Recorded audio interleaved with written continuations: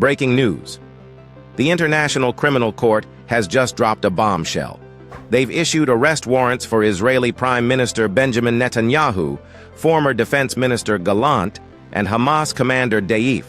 I will be very sober in my comment. It is not a political decision.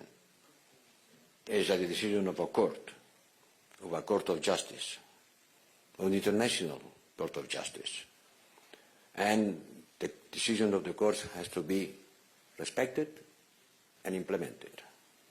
So I take note of the decision of the International Criminal Court to issue arrest warrants from Prime Minister Netanyahu, the former Minister of Defense, Mr. Gallant, and the Hamas leaders, Deif. This decision is a binding decision, and all states parties of the court, which include all members of the European Union, are binding to implement. Hamas commander Deif. This unprecedented move stems from alleged war crimes and crimes against humanity during the conflict from October 2023 to May 2024. Let's break down the charges.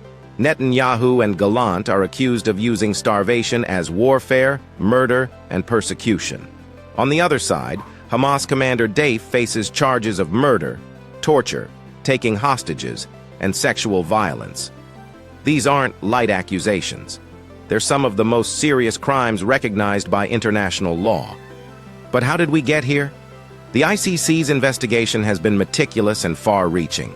Over months, they've gathered evidence, interviewed witnesses, and analyzed reports. The court states they've found reasonable grounds for these charges. Interestingly, these warrants are currently classified as secret. Why?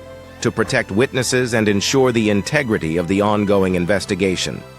ICC prosecutor Karim Khan made a powerful statement, emphasizing that the law is there for all.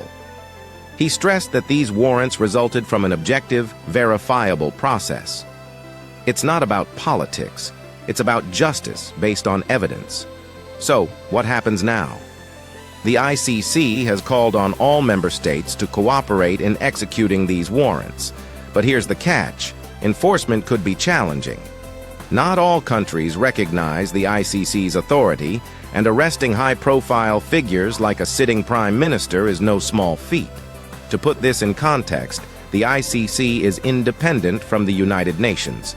Its role is to address serious international crimes when national justice systems can't or won't act. This case is a prime example of the court stepping in where local authorities might be compromised. The implications of these warrants are far-reaching. They could reshape international relations, impact peace negotiations, and set precedents for holding leaders accountable. It's a stark reminder that in the eyes of international law, no one is above justice. As this story unfolds, questions arise. Will these warrants lead to actual arrests? How will Israel and Hamas respond? And what does this mean for the ongoing conflict and potential peace talks? One thing's for certain: the world is watching.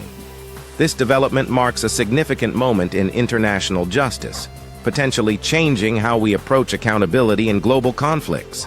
Stay tuned as we continue to follow this groundbreaking story.